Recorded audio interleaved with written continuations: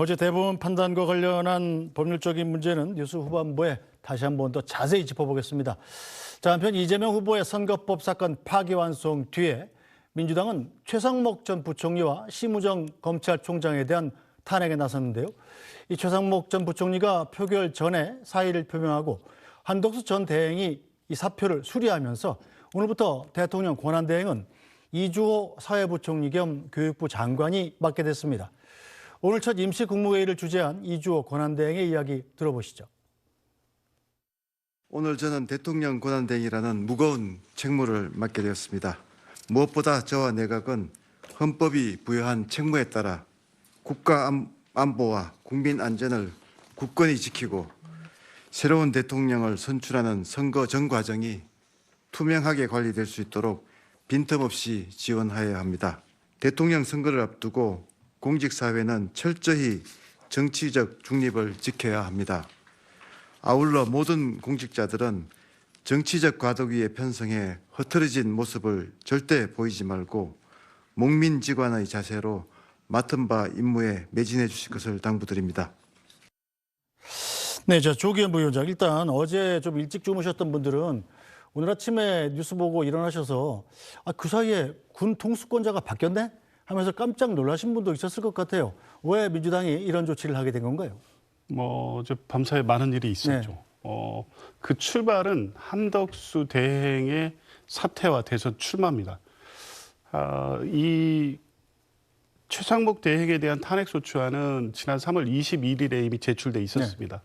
그런데 당시에는 최상목 대행이 대통령 권한대행 임무를 수행하고 있었고 여러 가지 국정안정이라든가 한미 통상 관련된 현안 문제 때문에 탄핵 사유가 분명함에도 소추 절차를 진행하지 않았던 것뿐이죠. 근데 그 사이에 무슨 일이 있었습니까? 한미 통상 관련 2+2 회담이 있었고 베센트 미 재무장관에 의하면 한국 정부가 이걸 대선에 이용하려고 하는 듯한 인상을 받았다는 취지의 얘기를 했습니다. 물론 우리나라 정부는 부인은 했지만 그렇게 얘기하지 않았다는 정도의 취지지 실제 미국에서는 그런 인상을 받았고 한국 정부가 오히려 이 협상 타결을 서두르고 있다는 인상을 받았다고 하면 네.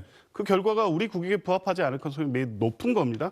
이런 상황에서 한덕수 대행이 대선 출마를 하고 최상목 대행이 대통령 권한대행을 할 경우 이 공정한 선거 관리가 되겠습니까? 그리고 남은 한 30여일간의 이 정부의 임기 동안에 통상 협상은 계속 될 겁니다.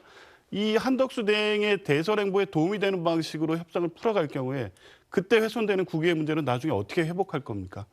탄핵 사유에 이 이후에 있었던 통상 관련된 것이 사유에 들어가지는 않습니다. 그런데 탄핵이라는 것은 공무원의 위헌 위법 사유가 있을 때 탄핵을 하지만 그 주된 목적은 이런 위헌 위법한 행위를 하고 있는 고위 공직자가 계속해서 그 직에 있을 경우에 위헌 위법 행위가 계속될 수 있는 위험 때문에 탄핵 소추가 되면 직무가 정지되는 겁니다.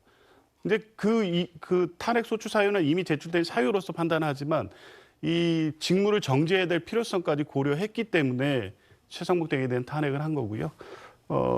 심우정 검찰총장도 마찬가지입니다.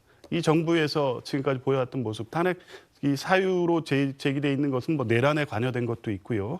그리고 윤석열 전 대통령의 전례 없는 구속 취소 결정, 지금까지 이 형법 해석상 말이 안 되는 조치를 취했는데도 불구하고 검찰이 항고하지 않고 실제 석방해버렸습니다. 이런 것이 명백히 헌법과 법률에 위반되는 사항이 있었습니다.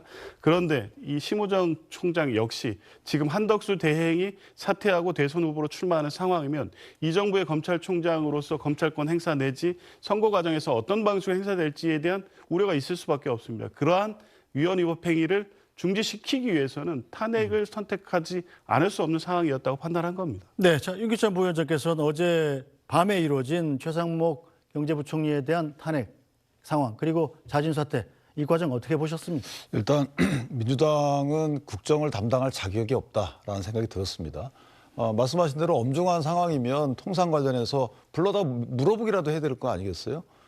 발언 경위나 실제 그런 거에 있었는지 미국 대사관에 또는 한국 대사관에 확인 절차도 없었어요. 그러니까 그냥 묻지마 탄핵을 한 건데 분풀이용 탄핵인 거죠. 저 부분은 사실 사익이 있었다고 그러면 그나마 이해가 되는데 그런 정당적 사익도 없어요. 그냥 분풀이용 탄핵입니다. 국가 이익은 전혀 상관없어요. 이게 관세 협상이 어떻게 될지 전혀 관련이 없습니다. 저는 개인적으로 보면 최상목 권한대행에 대해서는 3월 달에 탄핵이 발의가 됐어요. 그다음에 탄핵 사유가 확실했으면 바로 그 의결 절차를 거치면 되는 거 아니겠어요? 그러니까 본인들도 탄핵 사유가 있는지 없는지 모르기 때문에 조사위에 회부했어요. 법제사법위원회. 조사위에 회부해서 4월 달에 한 번 조사했습니다. 조사청문회 한 번 진행하고 가만히 갖고 있었어요. 이것도 언제든지 나는 탄핵할 수 있다는 거 협박을 계속 해왔다는 거죠. 그 뒤에 갑작스럽게 판결이 있자마자 탄핵을 그냥 의결해버린 겁니다. 그 누가 이 부분과 관련돼서 최상목 권한대행의 잘못이 있기 때문에 탄핵했다고 누가 믿겠습니까? 저는 개인적으로 민주당은 이제는 심지어 이제 하다 아무 잘못 없는 그냥 가만히 있는데 탄핵을 시키는구나. 이 부분은 특히나 이 엄중한 시기에 이 부분은 사실은 민주당이 국정을 담당할 자격이 없다라는 생각이 듭니다. 네, 민주당에서도 당내 일부는 실제로 반대하는 분들도 있었다고 그래요? 선거 국면이기 때문에 국민 여론에 민감하게 미칠 걱정을 하시는 분들이 물론 있죠. 네. 그런데 그 내용 사유나 최근에 최상목 대행의 행보를 보면 지금 걱정하신 바와 같이 국정에 공백이 생긴다. 저 개인적 의견입니다만 지금 이 정부 내진 최상목 대행은 추가적인 관세 협상을 진행 안 하는 게 국익에 도움이 됩니다. 미국이 90일 유예를 하게 된 이유가 뭐겠습니까? 그렇게 관세 폭탄을 내린 후에 미국의 자기들이 급해지기 때문에 유예 조치를 하고 협상에 나선 거고 그 협상 중에 가장 유리한 협상을 끌어낼 수 있는 대상 5개국 우선 협상 대상자로 정했고 거기에 한국이 포함되어 있습니다. 시간은 오히려 우리의 편이었는데도 불구하고 미국에 쫓아가서 2+2 해가지고 소위 말하는 줄라이 패키지 7월에 이 어떤 타결하기 위한 안을 지금 잡아놓고 온 것 같습니다. 여기에 수출과 진전을 시켜서 되돌릴 수 없는 정도까지 진행시키면 이 국익에 반하는 결과로 갈 수 있기 때문에요. 저는 일부 우려에도 불구하고 어제의 탄핵 소추 의결은 타당했고 물론 이제 사임함으로써 이 탄핵 소추 절차가 진행되지는 않습니다만 만약 헌법재판소에 소추안이 회부됐다고 하더라도 이 부분은 파면 결정이 날 가능성이 높은 사안이었기 때문에 아마 대다수의 의원들의 이후에 이제 이런 설명에 의해서 동의가 된 것으로 알고 있습니다. 제가 하나만 보태면은요. 사실 관세 협상이라는 게 미국과 우리가 안타깝게도 대등한 위치에서 협상할 수는 없어요. 지금 다른 나라 다 그렇지 않습니까? 그러니까 우리한테 가장 손해가 적은 방법으로 협상을 해야 되는 부분이고 아니 관세 협상 없이 지나가면 우리는 좋죠. 만약에 현재가 근데 생각해 보십시오. 지금 품목관세는 이미 발효가 돼 있는 상태고요. 자동차 같은 경우에 필수 부품에 대해서는 5월 3일 날 또 발효가 돼요.